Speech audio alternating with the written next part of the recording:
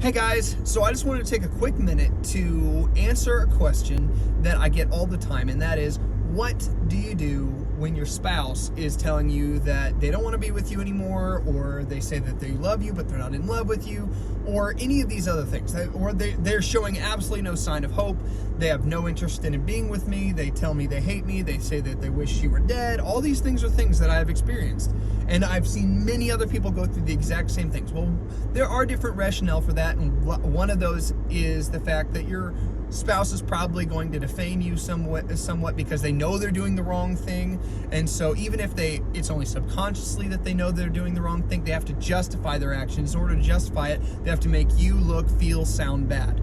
So there's that. But at the same time, there is the thought process of, hey, why am I even asking this question?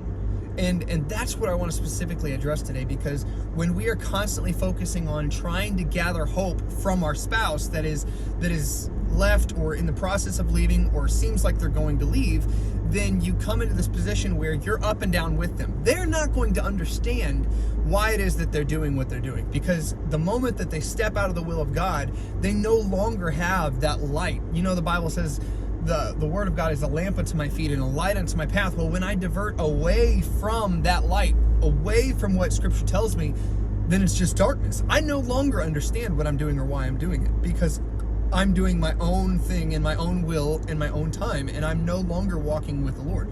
So I wanted to give you guys a thought here to kind of shift your thinking away from, hey, what is my spouse doing and why are they doing it, to what you need in order to see the miracle that you want.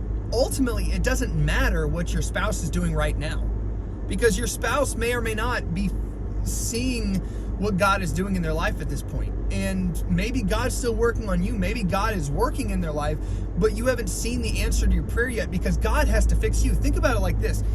If your spouse leaves and your marriage is a mess because of something that both of you have done, which normally marriages struggle because of both people. It's very rarely it's all either on the person that left or all on the person that has stayed.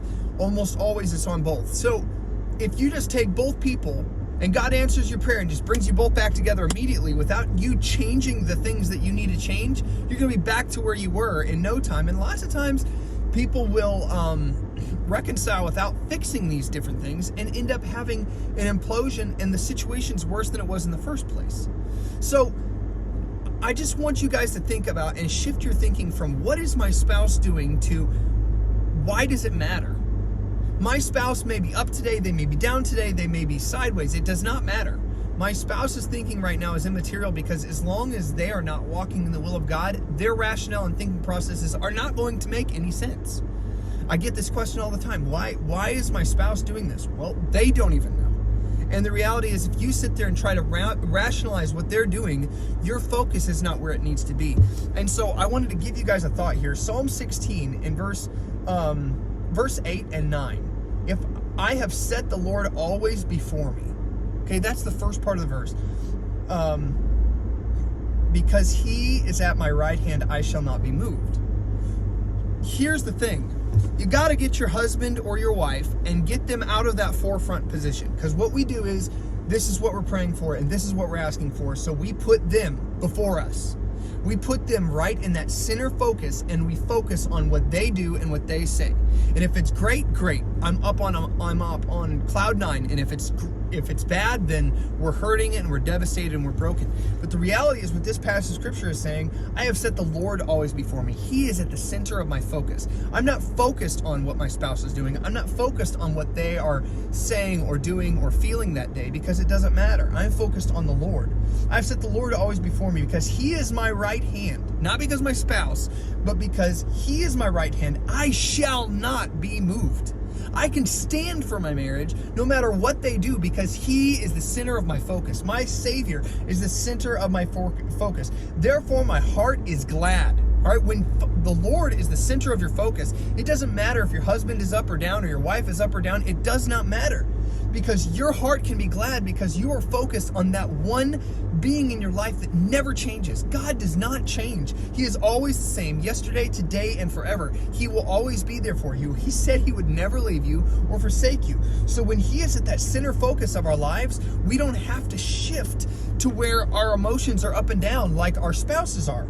We can be that steady, which often if our spouse is up and down and we are that steady, that is attractive to them because they don't have that stability in their life. They may even feel like they do, but they will eventually come to the point where, especially if you're praying for them to do so, they will eventually come to the point where they're recognizing, why are they happy? Like, this doesn't even make sense. I want what they have. So let's finish this off here. Therefore my heart is glad and my glory rejoiceth. My flesh also shall rest in hope. So let's just think about that for a second. If I will sit there and I will allow the Lord to be the center of my focus, I will have joy, my heart will be glad, and I can rest in hope.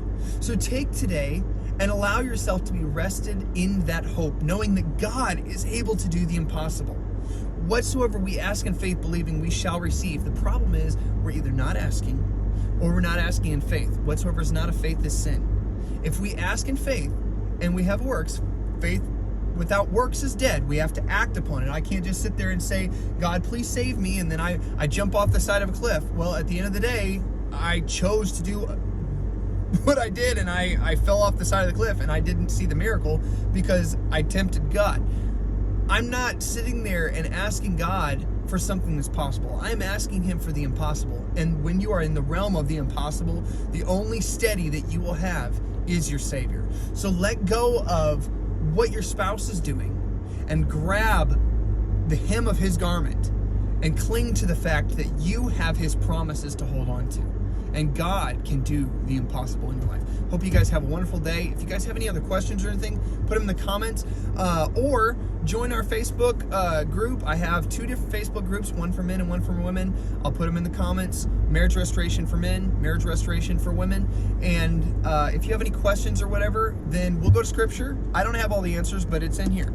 So if you have any questions or things that are not making sense to you, please put them in the comments on Facebook, or even if you don't want to do that, just put them in the comments below, and I'll try and study the scripture and find an answer for you and put it on here for you. Hope I was an encouragement to you today. You guys have a wonderful day. Lord bless you.